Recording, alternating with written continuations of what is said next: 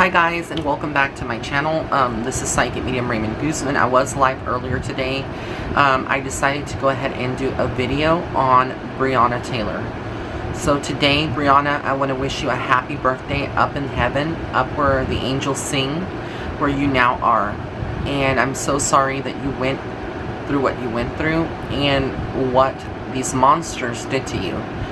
And I send you all of my love, and my rays of light send you all of my love, Breonna. So, for those of you that are tuning into this video today, would have been Breonna Taylor, who was, I believe, an EMT. She would have been 27 years old today, and her life was cut short due to a raid that the police carried out and ended up busting into her apartment without knocking and shot her in her sleep. And it's a very somber energy. I had kind of like not wanted to do this reading because when I tune into her energy, it's very, very intense. But I really have a lot to say. So get some tea, sit back, and just relax as I give you the tea from Spirit. So immediately when I tune into Breonna's soul, I get that she was a very vibrant young lady. I feel like she had so many goals and aspirations. She was someone that came into this world with a lot of healing for other people, and she really loved helping other people and healing them. EMT does that. Nurses do that. Doctors do that. There are people that come into this world, special souls, that came with a very specific mission to heal people. And the way that she was taken out was very unjust. It was very wrong, very demonic. There's just nothing that I could say that would justify it, or that would even begin to interpret why these officers, this system is so corrupt that they would do something like that, and yet they haven't been held accountable. So she is telling me that, you know, before all of this happened, that she was very focused on her money. She would have been in a transition in her life where she, again, was very focused on her money, focused on, you know, having the career. But I also feel like there was a lot of people that maybe didn't like her. That's the energy that I get. Almost like there were some people in her department, I guess the EMT is what I'm trying to say, some of them that maybe like one or two people that didn't really vibe with her, but she was someone that was friends with everyone. I feel like she had a lot of friends. Though I don't know what her love life situation is, because Spirit is bringing through her love life and talking about it, and how she would have had feelings for somebody. There would have been some kind of feelings that she had, and goals towards a relationship, towards living out, you know, and being married and having children and all that good stuff. And you know, there was something new that she was going to be going into. I feel like this would have, EMT was not something that she was going to do forever. I feel like she had other goals, and she was an entrepreneur herself. Something about like opening up her own business eventually, or going and further in her studies, was something that she would have been doing. That's what I get. I get that right now her soul is in heaven. It was a very quick transition.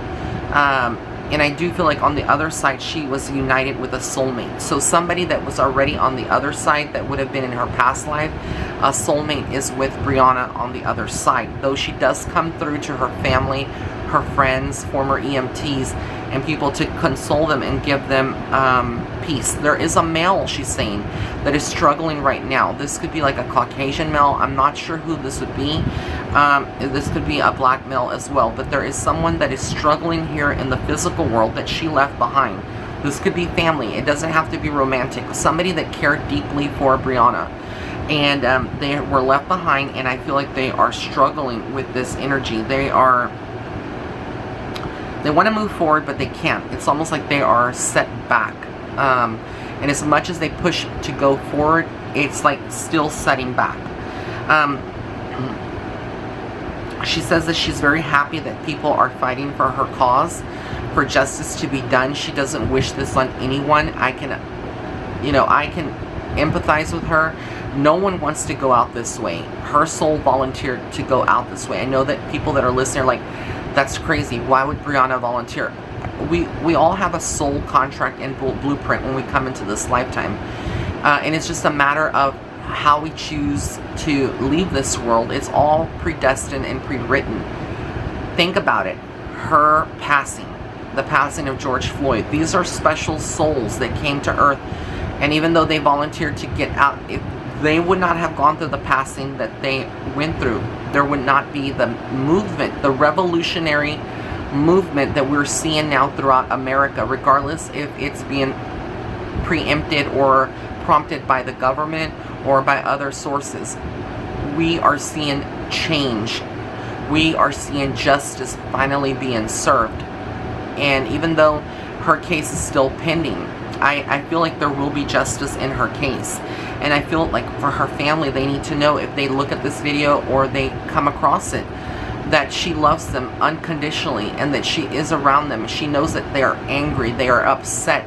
The people that cared about Breonna, they just have no words. They are beyond. This is a major loss. This beautiful young lady had so much to do here in the physical world. I feel like she would have opened up her own business. She would have ended up being a black entrepreneur and really making a name for herself and getting out. EMT was temporary. Even though whatever, you know, other people that know her or that knew her, again, this is what I'm getting from her soul, is that her soul path was going to change. She was leveling up. This was temporary. This was not a permanent position that she was in. But there was change. She was very patient with everything. And she was just feeling like comfortable in her job, comfortable with people. She was the girl that would get dressed up. She loved being girly and going out for drinks, or, you know, not drinks, but like to a nice restaurant, or, you know, listening to music, hanging out with friends. She was that person. You know, she's very down to earth and very funny.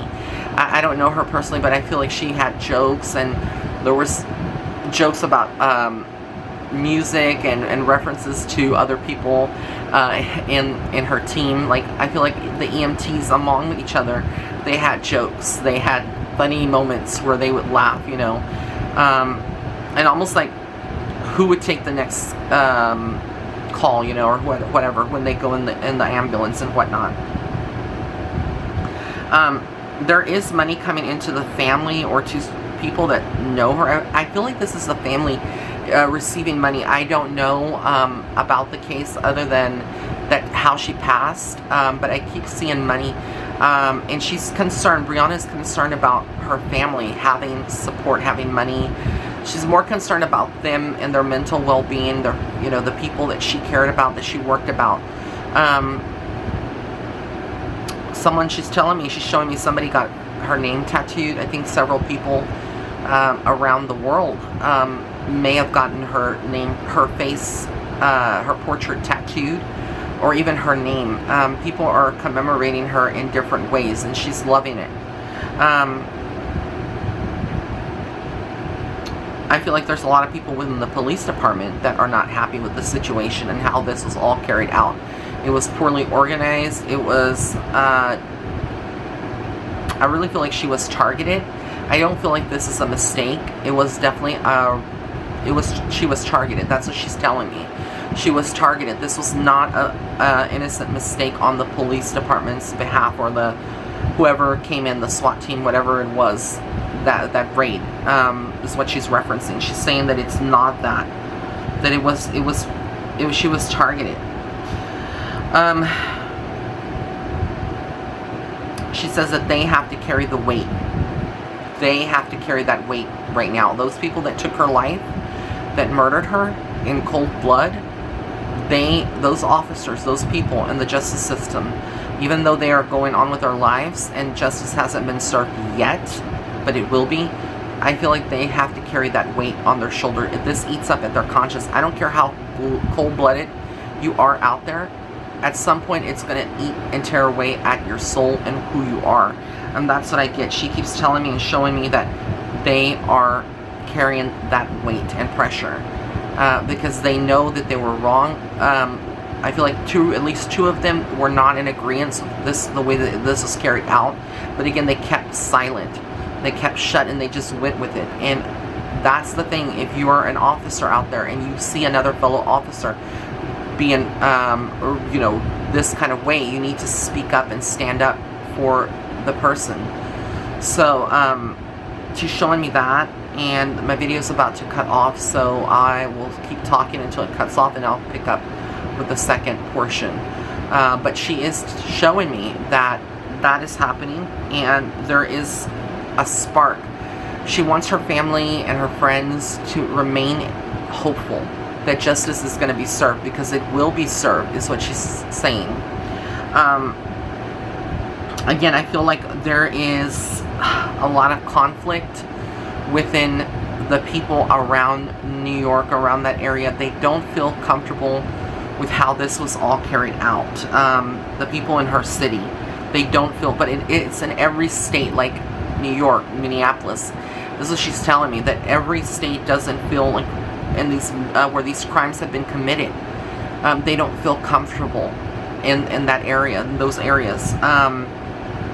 She says they're blind, that hatred is fed by blindness, and so they don't see what they're doing, even though it's like you would think that they would know in their right mind. But a lot of these entities, these people, they have demons attached to them. They have lower vibrations. They really don't realize what they are doing, because the demon is taken over. The evil spirit is in them, and it's no excuse for what they do, but it is what she's showing me.